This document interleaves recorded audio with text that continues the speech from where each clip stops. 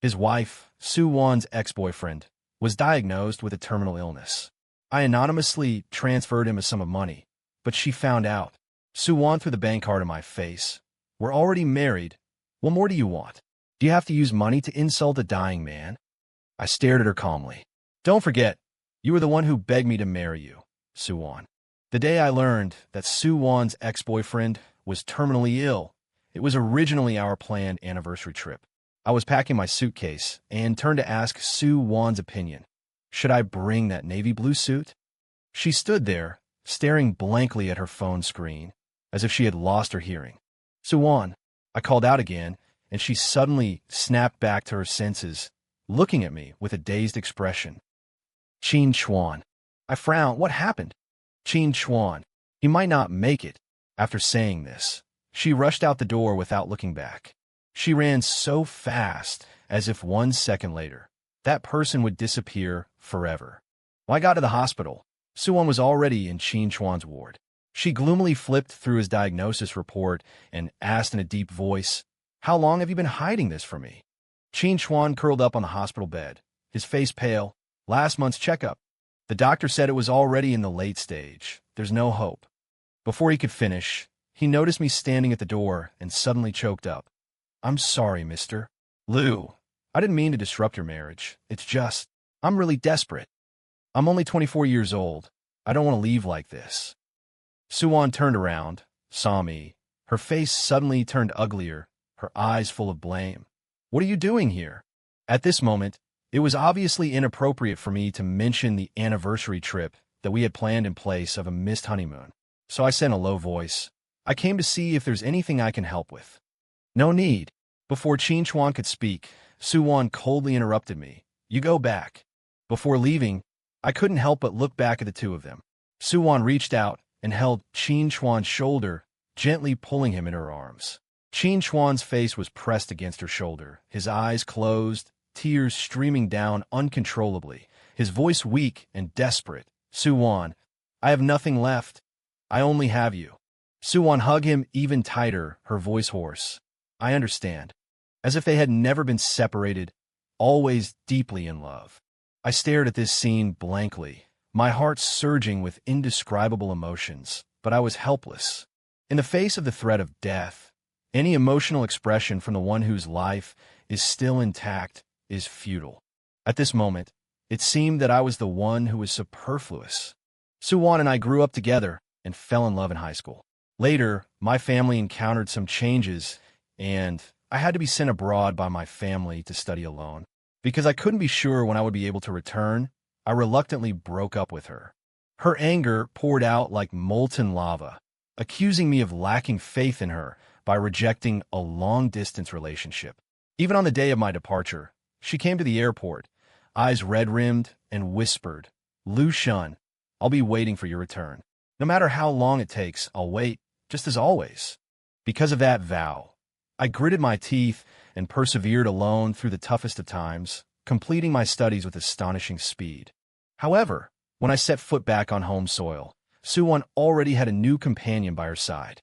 He was a tall, well-built guy named Qin Chuan, a junior from her university. It was said that he'd relentlessly pursued Su Wan, going to great lengths to please her for 2 years, and she'd only reluctantly accepted his advances. After returning to the country, our group of childhood friends gathered, and someone brought up Qin Chuan. To put it bluntly, he's just a simp. Wherever Wanjie goes, he follows. If she's working overtime, he buys coffee and delivers food. If she's feeling unwell, he takes care of her every step of the way. I heard he even wanted to tag along to our gathering today. Su Wan frowned, clearly displeased. Don't mention him anymore. Oh, I almost forgot. Lucian is back. I guess Wanjie will be saying goodbye to that kid. I glanced at Su Wan inadvertently. Her gaze was downcast, focused intently on her phone, her expression as cold as ice. The gathering that day was rather awkward. After it ended, Su Wan asked if I needed a ride home. I saw the undisguised anxiety in her eyes, revealing that this wasn't what she truly wanted. So I calmly replied, No need, I didn't drink, I drove here myself. She exhaled a sigh of relief and then drove away. It was only much later that I learned that day was Qin Chuan's birthday. He sat alone in a corner of the library, took a selfie with his birthday cake with a forced smile, and sent it to Soo-won. Soo-won drove all the way there at breakneck speed, finally reaching him in the last moments before midnight. Back home, half-packed luggage lay scattered across the bedroom. I put the luggage back one by one. My movements suddenly stopped when I picked up Soo-won's transparent makeup bag. Opening it, I was stunned to see the delicate perfume bottle inside. It was clear the perfume had been used for some time. It had a fresh, woody scent, not the type Soo-won would choose. As for who gave it to her, the answer was self-evident. I eventually put it in the drawer. Night fell, and Soo-won finally returned. Her eyes were bloodshot, the corners slightly red, her expression revealing a great deal of exhaustion and a trace of bewilderment. I stepped forward and said softly, "I've already taken care of canceling the flight and hotel reservations." "Okay. As for our parents, let's explain it to them when we go back this weekend. Just say we couldn't bring back the promised gifts this time, and we'll buy more next time we go abroad as compensation." I calmly explained the aftermath of this failed trip, but Soo-won suddenly erupted in anger. Her sharp gaze pierced me, and her voice was equally cutting. "Do you really need to tell me about such trivial matters? Can't you handle it yourself?" I froze, speechless for a moment. For some reason, a scene from years ago flashed through my mind. We were in the same high school then, but in different classes. I was being harassed by a few boys in my class, so I contacted their parents privately. The next day after school, those guys, even more relentless, cornered me in the equipment room. I had always handled these things independently, never telling Soo-won. But somehow Soo-won found out. She arrived just in time, shouting, "The police are here," scaring off the boys. Then she turned to me, her eyes blazing. "Why didn't you tell me you were in trouble? I can handle it myself, but I'm your girlfriend." Soo-won, still an impulsive teenager back then, stubbornly came to our class for evening self-study for half a month after saying that. She spent a long time, bit by bit, changing my habits. She made me get into the habit of telling her everything immediately and letting her know about everything I did. And now, she was telling me that I didn't need to tell her about such trivial matters. As if realizing she had lost control, Soo-won's emotions calmed slightly, her tone softening. "I'm sorry, Lu-shun. I've been a bit on edge lately." I took a deep breath. "I'm going to take a shower." When I came out of the bathroom, Soo-won was nowhere to be seen. I searched everywhere, finally finding her on the second-floor terrace, smoking one cigarette after another. Soo-won wasn't a heavy smoker.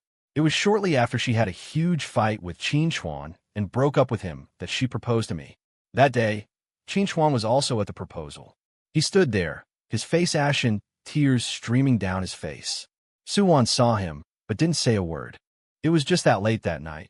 When I woke up, I found her alone on the balcony, smoking, her gaze fixed on the northern night sky, where a few sparse stars dotted the darkness. That direction happened to be where the city's tallest library was located.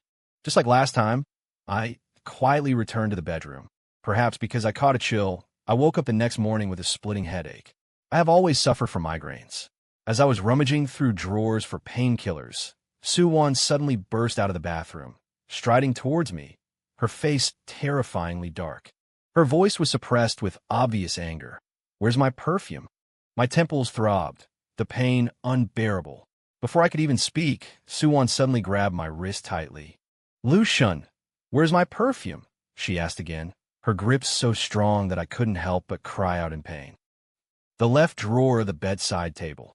Without a word, Soo-won rose to search for the makeup bag Chin-chwan had given her. I looked at the fingernail marks on my wrist and swallowed 2 painkillers from the bottle. Chin-chwan's sudden terminal illness had consumed all of Soo-won's thoughts. My headache naturally couldn't attract her attention. Of course, it was just a minor ailment. At least, in her eyes, it was. Over the next few days, Soo-won took a long leave from work. She rushed around, contacting almost all the top oncology experts in the city. Their diagnoses were largely the same. Chin-chwan's condition was terminal. Even with treatment, it would only slightly slow down the passing of his life. Each time she received such a result, the pain in Soo-won's eyes deepened. That evening, I was driving home when I happened to see Soo-won and Chin-chwan in the yard. Compared to our last meeting, Chin-chwan had lost even more weight. He had changed out of the monotonous hospital gown and was wearing a dark blue shirt, sitting quietly on the swing in the yard. The golden-red light of the setting sun spilled over him, coating his pale face with warmth. And my wife, Sue Wan, was kneeling on one knee, feeding him water. I sat in the car, silently watching this scene. At that moment, I couldn't help but wonder. Perhaps Sue Wan's most regrettable decision in this life was marrying me. I lingered in a nearby bar until late at night. Sue Wan finally seemed to remember that a person like me existed in this world, and called. Before I could ask where she was, the familiar sound of the bar's band came through. After a moment's pause, I said, "I'll come get you." When I arrived at the bar, the band had already finished playing and was packing up to leave. Sue Wan sat alone in the corner, an untouched glass of whiskey on the table. I stood in front of her, in the dim light. Her expression seemed somewhat cold. "Why are you drinking alone here?" "I didn't drink," she replied. "Just ordered a drink and sat here, listening to the music." I felt a little relieved and took her hand. "Let's go home." Once inside the car, I was met with a pungent smell of disinfectant. Clearly, after taking Qin Chuan back to the hospital, she had finally remembered my existence. I hesitated for a long time, but still asked, "How has Qin Chuan been lately?" Since learning of his illness, I had deliberately maintained a tacit silence in front of Sue Wan, and this was the first time I had actively brought up Qin Chuan to her. She was silent for a moment, then replied, "The situation is not optimistic. I've arranged for the best doctors to treat him, but the results haven't been good." She seemed to realize that this statement was inappropriate, and her expression became somewhat uncomfortable. She added, "Lu Shun, don't misunderstand. I just feel that I was too harsh on him in the past, and I want to make up for it a little." That was the truth. I had heard from friends back home that Sue Wan had always been cold to Qin Chuan. 6 months after I went abroad, Sue Wan met Qin Chuan. Because Sue Wan had helped him out of a difficult situation, Qin Chuan felt grateful to her, and this gratitude quickly turned into a burning love. For the next 2 years, no matter how cold and sarcastic Sue Wan was, Qin Chuan maintained an extreme enthusiasm for her. In the end, Sue Wan was finally moved by him. Of course, even during the relationship, Qin Chuan was the one who gave more. Sue Wan's emotional ups and downs, her unpredictable moods, were commonplace for him. Thinking of this, I sighed deeply. Besides, he doesn't have much time left. When she said this, there was even a hint of a sob in Sue Wan's voice. This feeling of helplessness and guilt that a living, healthy person feels in the face of an unconquerable disease, I could actually understand. It was precisely because of this that I felt so powerless at this moment. Even though Sue Wan was my wife, even though I was her rightful, intimate partner. For the rest of the car ride, we each remained silent. When we returned home and walked through the courtyard, I unconsciously paused for a moment in front of the swing set. Sue Wan turned her head and asked, "What's wrong?" I shook my head. "Nothing." It just felt a little glaring. After completing the formalities for inheriting the family business, I immediately had my secretary investigate Qin Chuan's background. As expected, he came from a poor family. His parents had died early, and he relied on scholarships and part-time jobs to get by. Sue Wan was the only light in his life. If not for Sue Wan's help, he might not have even been able to afford tuition in university. I arranged for him to work in one of my smaller companies as my last stand for this marriage, and also out of a bit of pity as someone in a similar situation. I also instructed my secretary to send Qin Chuan a bank card with a sum of money in it, under the guise of a distant relative. Unexpectedly, Sue Wan still found out. That night, as soon as I opened the door, I saw Sue Wan standing in the entryway, just a few steps away, staring at me with a blank expression. I was a little surprised. "Home so early today?" My answer was a bank card flying towards my face, grazing my eye. A sharp pain instantly pierced my temple, spreading like a tide, even making my fingertips curl involuntarily. Sue Wan approached me step by step, her voice full of anger. "We're married. What are you still dissatisfied with? Does it give you a sense of accomplishment to humiliate a dying patient with money?" I didn't. It seemed that as a healthy person, I should unconditionally give way to satisfy the needs of the dying. "Lu Shun, you were born into a wealthy family, lived a life of luxury since childhood, studied at top universities abroad, and took over the family business upon your return. I broke up with him and agreed to your proposal. You've had a smooth life, you have everything, but he has nothing. Does humiliating him elevate your noble status even further? I close my eyes. Countless past events flash through my mind like a revolving lantern, a fragmented silent film. Suwon. I try to keep my voice calm, but it still carried a slight tremor. You shouldn't talk to me like that. You shouldn't. Suwon released my hand, took a step back, and stared at me, as if she wanted to say something. Just then, her phone suddenly rang. She took it out and saw Qin Chuan's name flashing on the screen. Suwon's expression changed drastically, and without hesitation, she brushed past me and rushed out the door. I stared at the decorative painting on the wall, gently pressing the injured corner of my eye. The pain intensified. After that night, Suwon didn't come home for several days. She remained out of contact, but I could guess that Qin Chuan's condition had worsened. He was in unbearable pain and had cried out to her for help. Suwon, who had always protected me in any situation, had however chosen to rush to his side. The next day, I went to the hospital, and on the way, I went to the third floor where Qin Chuan was hospitalized, only to see Suwon bustling around for Qin Chuan. Finally, she saw me at the nurse's station. After a long silence, I took out a business card from the inner pocket of my suit and handed it to her, saying calmly, "This is the contact information for the person in charge of critical illness medical care at Qin Chuan's company. Tell him to apply according to the procedure." Suwon didn't even glance at the card. She looked at me with a strange and cold gaze, as if we were meeting for the first time. "Lu Shun, you're so calculating towards a dying person. It makes me feel like I don't know you." After Suwon left, I remained frozen in place, clinging to my last shred of dignity. It wasn't until a young nurse approached and gently reminded me, "Sir, your shirt collar has coffee on it," that I snapped back to reality and thanked her. In fact, I had woken up with a splitting headache that morning, and in the hospital corridor just now, the migraine had become even more pronounced. Suwon was so focused on Qin Chuan that she didn't even notice that I, having already seen the doctor, had bought a bottle of mineral water at the vending machine and taken painkillers at the nurse's station. Many years ago, I experienced my first migraine coincidentally at school. I was in so much pain that I could barely stand. Seeing this, Suwon secretly ran to the pharmacy to buy painkillers, let me rest my head on her lap, and covered me with her jacket. But that was just a 14-year-old Suwon. Leaving the third floor, I had a full-body checkup at the hospital. The doctor, with a grave expression, told me, "Mr. Liu, you need to learn to vent your emotions appropriately. It will benefit your health." I remained silent for a long time. "Thank you, but I have no one to confide in." And who could I confide in anyway? During my 3 years studying abroad, at my worst, I fainted from a migraine and was taken to the hospital by a classmate I didn't even know. After being discharged, I was walking through a secluded street when I was unfortunately robbed, and I was injured while fighting with the robber. I had long been accustomed to facing things alone.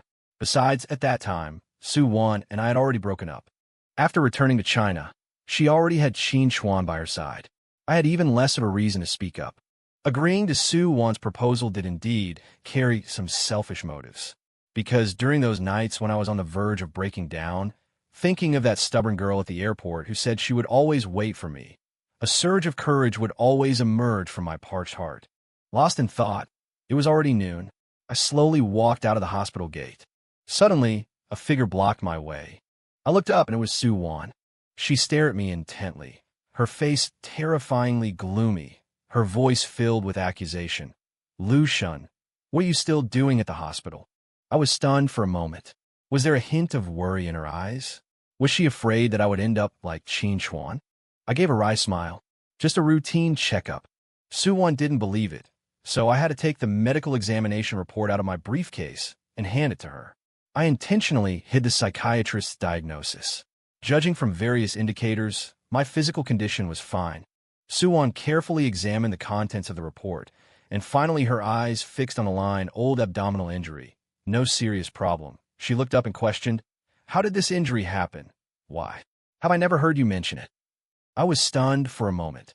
"Oh, when I was studying abroad, I was involved in a bar fight and got stabbed." Suwon's eyes seemed to pierce through people. I felt helpless and said, "Don't worry too much. I know my physical condition very well. I will have regular comprehensive examinations, and I won't be like Chin. Why did you hide it from me? She suddenly interrupted me and pressed closer. I understood that she was referring to today's physical examination. So I calmly met her gaze. It's just a routine checkup. Recently, Chin Chuan's situation is not very good, and I don't want to add to the trouble. At the mention of Chin Chuan, an obscure emotion flashed in her eyes. Eventually, the topic returned to me, and her tone softened. You suffered such an injury back then. How could you hide it from me? Lucian. This time, I couldn't help but sneer. When I was injured, I paused for a moment. It was probably when you were moved by Chin Chuan's persistence and agreed to be with him. Suwon, on the day the stitches were removed, I saw your post on WeChat Moments. Over the next few days, Suwon's attitude toward me suddenly shifted. Besides frequent intimate gestures, she even started waiting for me in my company every day after work. It felt like a dream, as if we were back to being 18.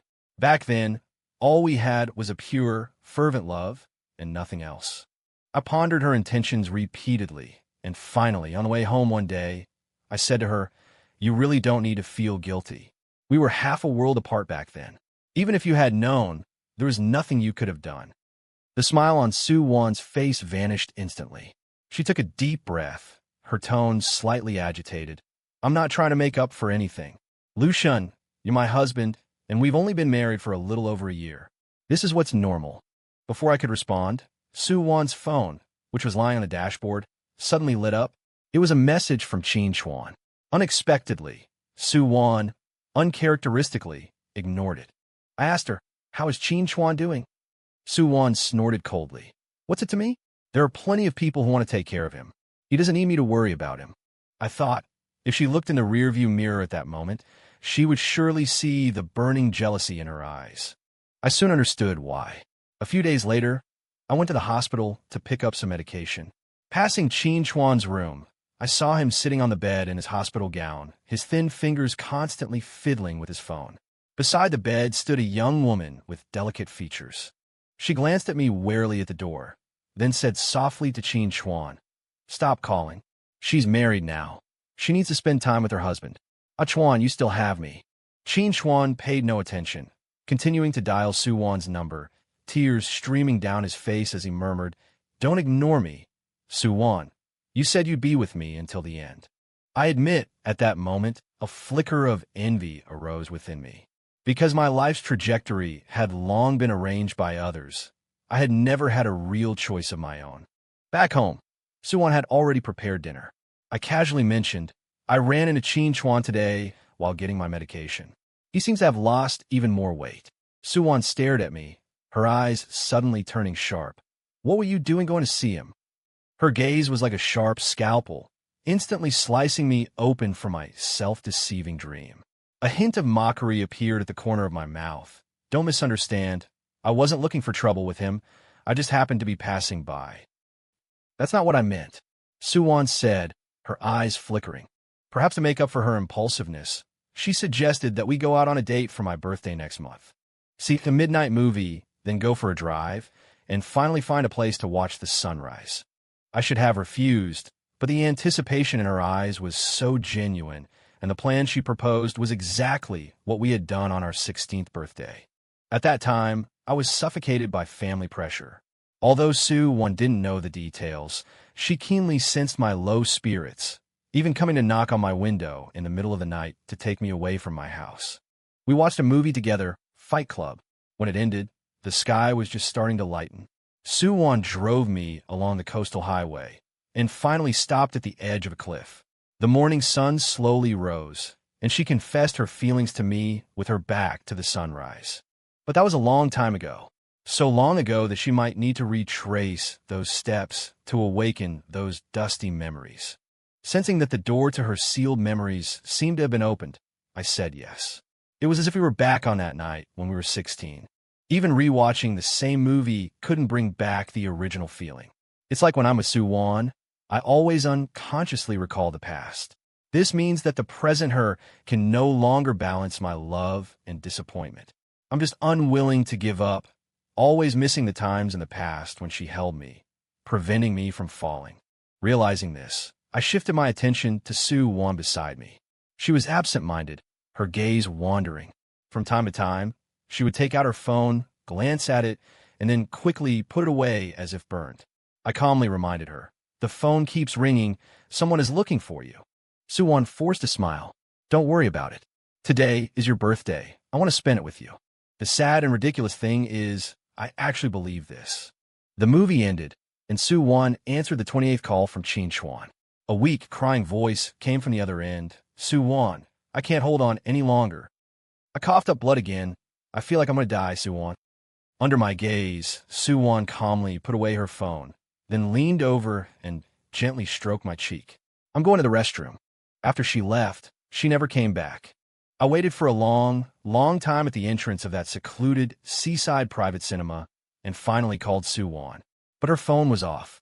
After hanging up, I saw that Chin Chuan had sent a WeChat friend request. I accepted it. He quickly sent a few messages. "Mr. Liu, sorry to disturb your birthday. I just wanted to confirm how much weight I still hold with her. You are irreplaceable in Suwon's heart. No matter how hard I try, I can't shake your position in her heart. But I don't have much time left, so let me be indulgent for once and be a selfish person." Irreplaceable. What a she-sheen way to put it. An uncontrollable anger surged in my chest.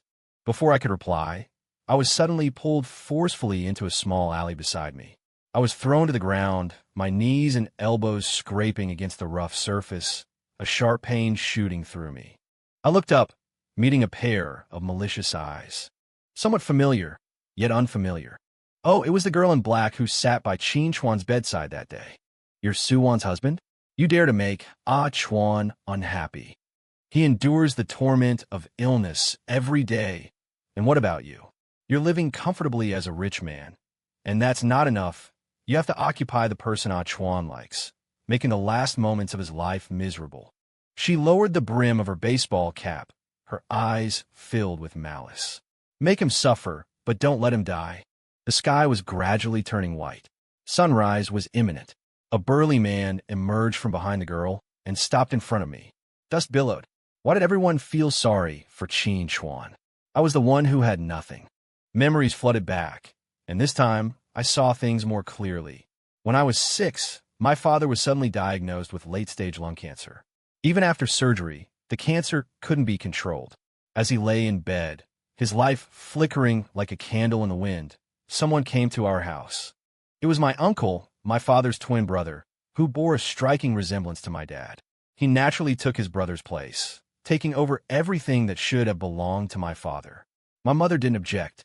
I was young and naive then, not understanding why I suddenly had to call my uncle Dad, nor why, just a month after he came to our house, I had a half-brother.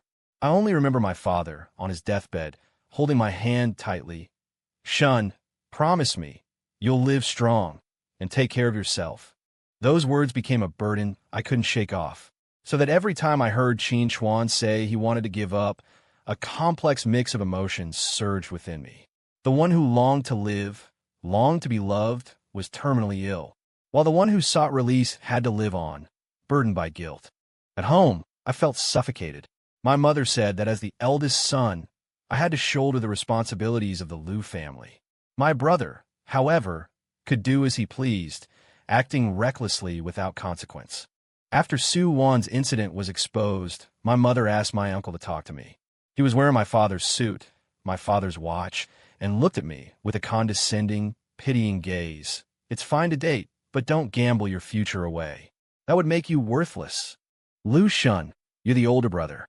Your duty is to shoulder the family's responsibilities and ensure your brother's well-being." When I was 20, he gave me 2 choices. Either marry a business partner 20 years my senior immediately, or go abroad to study business, return after graduation to get married to whoever I wanted, and take over the company. I chose the latter. After I returned, they began searching for the most suitable marriage partner, figuring out which family alliance would bring the greatest benefit to the Liu family. Their considerations were calm, rational, and thorough, except they never cared about my thoughts. It was then that Suwon proposed to me. I accepted. I still harbored a fantasy, thinking that she could, as she had in the past, grab hold of me, teetering on the edge of a cliff, and desperately prevent me from falling into the abyss. But beside her, already stood Qin Chuan. As my clothes were being ripped and ravaged, I finally reached the belt that had been discarded nearby. I immediately grasped it and lashed out fiercely in retaliation. Bright red liquid splattered, staining my face as the man emitted a pained howl and crumpled to the ground. Clutching the bloodied belt, I slowly pulled myself up, leaning against the wall. Not far away, the girl, startled by the commotion, turned her head to stare at me. A dark haze lurked in her eyes. "You've got some fight in you." I caught my breath for a moment and said to her, "It was always Qin Chuan, the one you adored, who let you down. No matter how infatuated you are with him, his heart only belongs to Su Wan. Even though Su Wan is married, even though he doesn't have long to live, he won't spare you a glance." "Shut up." She rushed over, enraged, and slapped me hard across the face. If you had refused Su Wan's proposal, even if they had argued, they could have reconciled, and he could have been happily with Su Wan. My cheek burned. I looked up at her, calmly curling my lips into a smile. Why should I refuse? If, after arguing with Su Wan, Qin Chuan had said he wanted to spend the rest of his life with you, would you have declined? His life hangs by a thread, and no matter how capable you are, you can't cure his incurable disease, so you can only vent your anger on me, an innocent person. I paused, then softly uttered 2 words, pathetic. Since you miss him so much, why not join him in the afterlife? At that moment, I recalled the doctor's stern advice. Mr. Liu, expressing your emotions appropriately will be beneficial for you. It turned out to be true. The girl stared at me blankly, and after a moment, suddenly let out a piercing wail, sliding down the wall and curling up on the ground. She cried hysterically. I simply watched, a question in my heart. These people always claim to be the most pitiful in the world. Qin Chuan, Su Wan, and her, without exception. I struggled to straighten my disheveled shirt, and as I left the alley, the first light of dawn appeared on the distant horizon. I took a taxi to the police station to report the incident, handing over the bloodstained belt, and asked the officer if this constituted self-defense. The young male officer looked at me, his clear eyes filled with compassion. "Mr. Liu, please rest assured, the injuries on your body are enough to prove that the other party intended to cause harm." "But, are you all right?" "I'm fine," I replied. "Do you need us to contact your relatives to pick you up?" "Who could I contact?" I lowered my gaze and forced a smile. "No need. My family all have their own important matters to attend to." After completing the statement, I returned home, retrieved the long-prepared divorce agreement, signed it, and mailed it to Su Wan's company. Throughout the entire process, Su Wan never once contacted me, but I could see from Qin Chuan's social media that she had accompanied him to Yunnan. The reason, naturally, was the same overused excuse. Something like he didn't have much time left, or this was his dying wish. In the Tsangshan Mountains and Arai Lake, he sat in a wheelchair, pushed slowly by her, his frail but stubborn figure appearing particularly resolute in the sunlight. The content he shared with everyone was also very touching. He said, "Su Wan, after I die, scatter my ashes here so my soul can be free. If you occasionally remember me, come here and enjoy the scenery." How romantic! Even in death, he had to die so romantically and profoundly to make Su Wan remember him for the rest of her life. After browsing this post, I coldly deleted Qin Chuan from my friend list. Actually, I could guess Su Wan's thoughts. She didn't contact me, carrying a kind of self-deceiving escapism, as if as long as she didn't speak, silently accompanied Qin Chuan through the last journey of his life, and then returned to me, we could pretend nothing had happened and continue to walk hand in hand. But this was no longer possible. Before leaving the city, I went to see someone. It was a mutual friend of Su Wan and mine, named Yi Xian. Due to my personality, I had almost no friends growing up. She barely counted as one. "I'm leaving." She, with a cigarette in her mouth, stood up abruptly. "No way. Are you terminally ill too?" I chuckled. "How is that possible? I just don't want to stay here any longer. I'm planning to move to another city." "Then what are you going to do about the Liu family's business?" "I don't want it," I said calmly, and then repeated, "From beginning to end, I never wanted it." In fact, everyone knew that Su Wan was entangled with her terminally ill ex-boyfriend. Everyone was watching my joke. So when I informed my family about the divorce, My uncle said gently, "It doesn't matter for a family like ours. A second marriage won't devalue you." I twitched the corners of my mouth. "I have no value. Don't even think about it. The Liu family company is returned to you. This is what you've always coveted, my father's things. They've long been yours." I said, "If you don't want the scandal of the Liu family forcing the eldest son to death to come out, give me freedom." In his eyes, which were always clear and gentle, anger appeared for the first time. Yi Xian lowered her voice, speaking each word deliberately. "It's not surprising, Ah Shun. Your own wife spending every day with a dying man." I couldn't bear it either. These words could no longer touch me. My love and expectations for Su Wan had long vanished. I told Yi Xian, "If Su Wan asks, don't reveal my whereabouts." Liu Shun, you have everything. Su Wan, I have nothing, only an empty shell. Yi Xian told me that not long after I left, Su Wan returned. She was alone. Qin Chuan was not with her. Presumably, he had ultimately failed to survive and had found his final rest in Dali, fulfilling his wish. Su Wan kept calling me, but I never answered. She sent messages. "What does this mean? Do you want a divorce, Liu Shun?" I did not reply, nor was there any need to. Yi Xian said that Su Wan was like a trapped beast, searching for me everywhere. She even barged into the Liu family home. When she barged in, my father and uncle were discussing whether to trick me into returning to marry me off to that powerful and wealthy woman. "Liu Shun, you should have seen Su Wan's expression at that time." "TSK," Yi Xian said on the phone. "Also, there's progress on the report you filed. The police sent a receipt to your house and called to say they couldn't reach you, but the two people who hurt you have been caught." Yi Xian also told me that Su Wan went to the police station and inquired about the details of that day. Perhaps out of sympathy, the male officer told her everything without reservation. Su Wan quickly broke down. After walking out of the police station, she knelt on the roadside and wept loudly. Yi Xian was beside her, watching as Su Wan lifted her tear-reddened eyes and asked again, Xian, do you really not know where Liu Shan went?" "I don't know." Yi Xian shrugged. "You know Liu Shan, he's always been cold. He's close to no one, except you." These words seemed to completely crush Su Wan.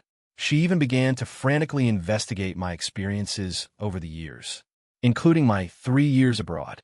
With each detail of my suffering that was uncovered, Su Wan crumbled further. I imagined she must have regretted the things she had said. But it was too late. Hearing of Su Wan's pain, I felt no pleasure, only a cold indifference. Neither the experiences of the past nor the memories of the present could stir any ripples within my heart. For a long time, I've been like a walking corpse. Only Su Wan. She showed me a glimmer of light in my stagnant life. Now, even that glimmer has been extinguished. That day, Yi Xian told me that our alma mater was holding an anniversary celebration and inviting distinguished alumni to attend. The invitations for both Su Wan and me were sent to her. Su Wan went to visit her teacher, and the grade director said with emotion, "After all these years, you and Liu Shun have always been together and even got married. It's truly rare. Very few childhood sweethearts make it to the end." Su Wan stood there woodenly, listening to the director reminisce about the past, those fragments of memory she had deliberately sealed away. She must have remembered how much she loved you when she was 17 or 18. After the college entrance examination, everyone was drunk, and she was still murmuring about marrying Liu Shun in the future. Yi Xian paused, so when we left the school, I told her directly, "Stop pretending. Liu Shun was abroad for 3 years, and you never even went to see him. You were only concerned with getting entangled with Qin Chuan. Besides, he has already given up on you." Su Wan has always been clever. From this sentence, she guessed that Yi Xian and I were still in contact, so she inquired about my address from Yi Xian. That afternoon, I returned from the hospital with medicine and found Su Wan standing at the door. Seeing me, her eyes immediately turned red. Ah Shun, are you sick?" "No, I'm very healthy," I said indifferently. "Just some psychiatric drugs. I've been taking them for years. They won't kill me for the time being, at least not as tricky as cancer." After saying that, I walked past her into the yard, but Su Wan grabbed the corner of my clothes, pleading, "Ah Shun, I don't want a divorce." I found it ridiculous. In her repeated choices to accompany Qin Chuan, my feelings for her had long been worn away. Now that Qin Chuan was gone, she came looking for me. What was this? I said coldly. If you can't let go of Qin Chuan, you might as well go and accompany him. I haven't not let go of him. She suddenly raised her voice, then said softly, I told you from the beginning, Qin Chuan had cancer and was dying. I just wanted to accompany him through his final journey out of guilt.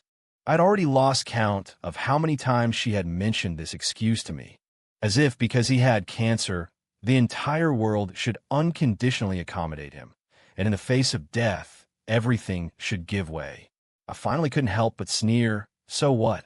It's just a terminal illness. Is he the only one facing death? All these years I've taken sleeping pills, slashed my wrists, and even lingered on the edge of skyscraper, only to be pulled back every time. When he was crying to you about his numbered days, I was consumed by jealousy. I envy him for being able to leave this world without any burdens. If I could, I'd trade places with him. Let me be free, and let him go on living, staying by your side in peace. That way, everyone would be happy. Wouldn't that be better? Suwon stared at me in disbelief, her eyes like the waters of a lake in late autumn, now veiled with a thin mist of despair and pain. Shun, I never thought. If I had realized, Suwon couldn't finish the rest of her sentence, because she was no longer able to speak. It was clear that she had made the mistake, that she had hurt me, but at this moment she was sobbing uncontrollably in front of me, as if I were the one causing her pain. Even so, my heart remained undisturbed. Suwon, people are always changing, and I'm constantly changing too. So even though you promised to wait for me when you were 20, and then resolutely left at 24, I never blamed you. I truly loved you, so much that even after all these years, only you can touch my heartstrings. Even when you first abandoned me, running to Qin Chuan without hesitation, I could let it go. It's just that this love has been worn away by you bit by bit, whether it's you or Qin Chuan or that madman obsessed with Qin Chuan. Your reasons for hurting me are all the same. Because I live a life of comfort, I have everything, while you are always caught in a dilemma, unable to get what you love, carrying all sorts of regrets. Now, I've given up everything. I have nothing. Can you let me go? Suwon finally disappeared from my world. Occasionally, I would hear a few words about her from Yixin. For instance, those two people who hurt me suddenly died mysteriously in prison. For instance, the Su family suddenly started to suppress the Liu family's company recklessly, even using absurdly high prices to snatch business. In the end, the Liu family went bankrupt, and the Su family was also greatly weakened. The pure gold shackles that had confined me for over 20 years finally crumbled. After learning this news, I was stunned for a rare moment, and then went to a nearby convenience store to buy 2 bottles of beer. Because I've had my stomach pumped several times, it's always been fragile and unable to handle alcohol. Occasionally, when I go to a bar, I just order a drink and leave it there without drinking it. But life's rare joys should be celebrated. I took a couple of small sips, felt a slight pain in my stomach, and put the beer can down. Just then my phone rang. I answered. It was Suwon. Her voice also carried a hint of drunkenness. Shun, I've avenged you. For a moment, I was pulled back to when I was 14. I was bullied, and she went to complain to the principal, finally returning to me with a victorious smile, saying, I did it, Shun. Those who bullied you have all been punished. That was the beginning of my affection for her. The memory was immediately interrupted by the image of Qin Chuan's face. I quickly regained my composure. I'm hanging up, Suwon said in a flustered and helpless voice. Don't. Shun, I just want to hear you say a few more words. I sneered. Have you been at Songshan and Arai Lake to visit Qin Chuan recently? Suwon didn't speak, but the breathing on the other end of the phone suddenly became rapid, carrying a deep-seated fear. I forgot to tell you, actually, that night, when you left me to find Qin Chuan, he added me as a friend. So, every stop of your trip, everything you did, I knew it all. Suwon, I know you've done a lot for me, but that doesn't erase the hurt you've caused me. The night breeze, wrapped in moonlight, gently brushed by. After a long while, Suwon's voice finally came again, carrying a strained sob. Yes, I am unforgivable. Shun, all the fault is mine. I should be the one to suffer you. You must be well. I was silent for a moment, then hung up the phone. A few days ago, I went to the hospital for a checkup, and the doctor said my mental state had improved. Perhaps escaping all the heavy burdens has, instead, given me a bit more courage to move forward. It's true that I haven't dreamed of my teenage self and Sue Wan for a long time. I threw the beer can into the trash and left the balcony. Tonight, I need to rest early. Tomorrow, I'm going to mountaintop to see the sea of clouds.